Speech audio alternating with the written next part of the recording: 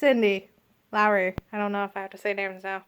Will Lowry, Tracy Chris, Becca Chris. Or do you want Rebecca? Okay. Oh, okay. Okay. There you go. I need to time you. If you would, please. It's 3 to 5 minutes. Okay.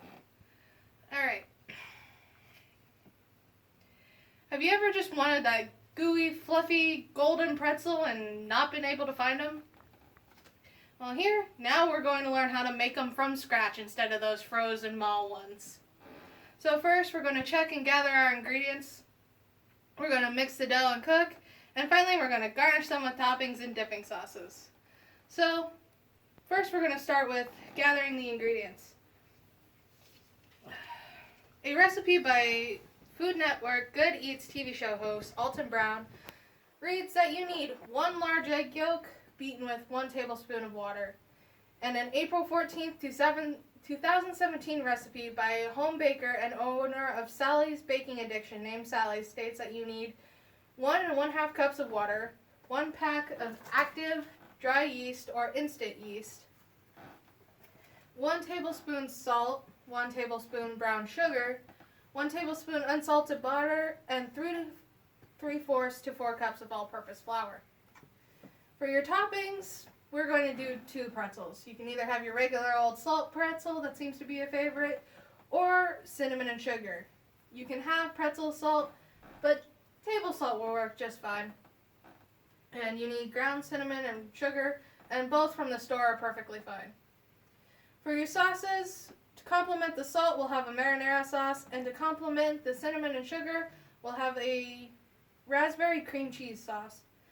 A June 13th, 2019 recipe from Cookie and Cake states you will need 28 ounces of whole peeled tomatoes, 1 medium yellow onion peeled and halved, 2 cloves of peeled garlic, and 2 tablespoons of extra virgin olive oil. You can also add oregano and salt to taste.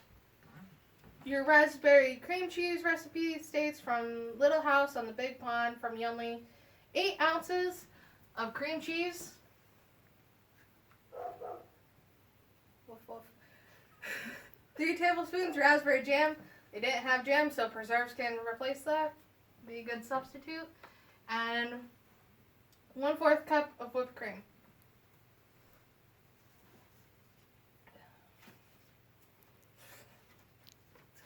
Oh well.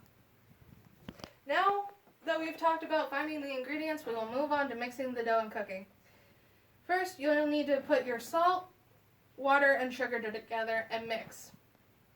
Then you are to keep, from a previous stated source, you are to keep your yeast in warm water for about a couple minutes. Be careful not to kill your yeast. Afterwards, you add 3 cups of flour, knead, and split your dough. Make sure you have a countertop or cutting board with flour on it so it doesn't get sticky and can roll properly.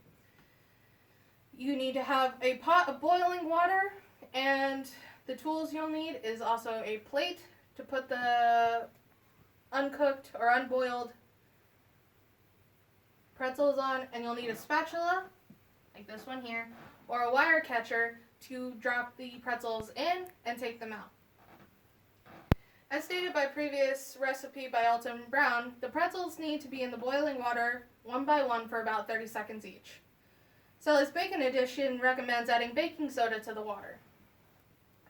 You will need about 9 to 10 cups of boiling water, and then you are to take them out and place them on a baking sheet. Sally's Baking site also recommends lining your baking sheets with parchment paper or silicone baking mats before you bake. Preheat your oven to 400 to 450 degrees. Then you are to bake for 12 to 15 minutes. At the end, your pretzel should have a golden crust and be fluffy and warm on the inside. Now that we've talked about cooking and mixing the dough, we will move on to garnishing with toppings and making our sauces. For your pretzel, you need a baking sheet, melted butter, a basting brush, and salt. You leave your pretzels on the sheet, taking the butter and basting over with a nice coat, making sure dripping off. It's nice that way. And then lightly sprinkle salt, tapping the excess off by picking up and just typing it on the side. With your cinnamon and sugar, get a wide bowl and mix the cinnamon and sugar together in the bowl. After brushing over the pretzels with butter, take tongs and dip them in.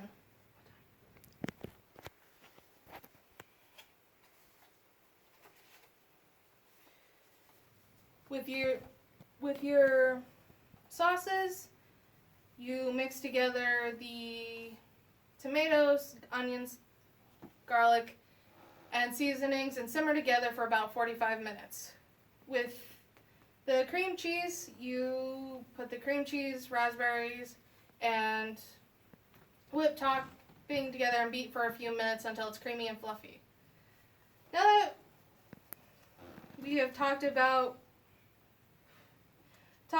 and gathered our ingredients, mixed and baked the dough, and made our sauces and garnishes, we can now finally have that warm, gooey pretzel we always wanted and not have to go to the mall. I guess I have to show you guys again, that's right.